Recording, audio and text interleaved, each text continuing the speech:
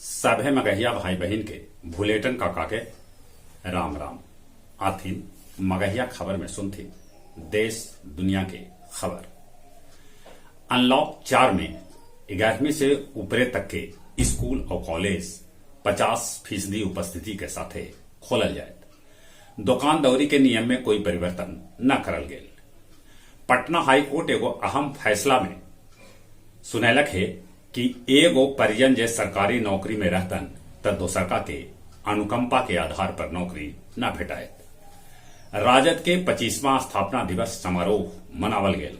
दिल्ली से लालू यादव वर्चुअली कहलन कि हमर राज जंगल राज न गरीब के राज हल। त इन नेता प्रतिपक्ष तेजस्वी यादव कहलका कि न तो लालू यादव झुकलक न हमहू झुकम।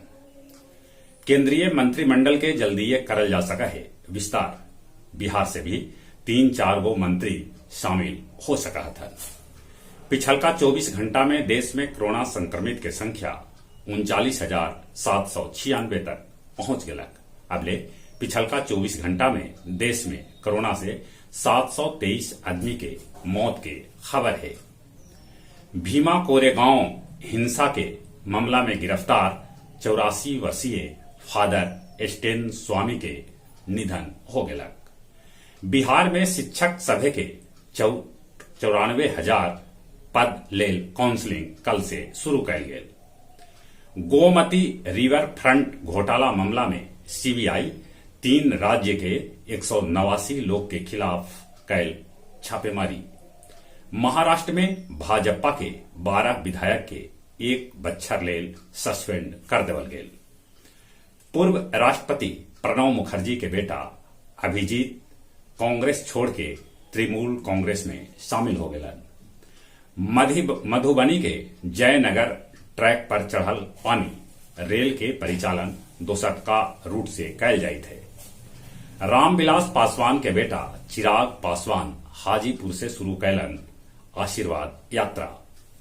बिहार में 8,853 एनएम के बहाली जल्दीए कैल जाए। अब तो ट्रेन के टिकट पर दूसरा आदमी भी कर सका था सफर। हिंदुस्तान संगम के तत्वावधान में वेबिनार के माध्यम से मगही साहित्यकार सभे मगही के 8वां अनुसूची में शामिल करे के मांग उठौलन। ब्रिटेन में जल्दीए लोग के मास्क से आजादी भेटा सका है। सीपीईसी के बहाने अफगानिस्तान पर कब्जा करल चाहा है चीन। काबुल से पेशावर तक बना रहल है रास्ता।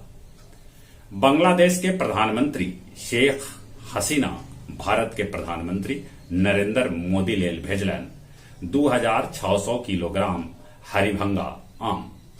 नेपाल में मध्यावधि चुनाव के ऐलान आयोग करलक।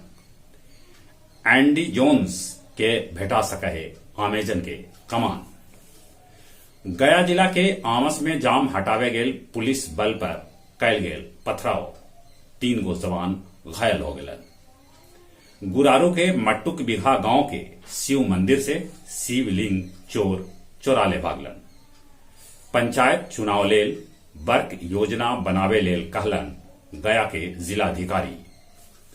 गया मगध मेडिकल कॉलेज में कोरोना के चलते प्रसूता सभे के बेड न भेटा रहा है। अब कुछ खेल के समाचार।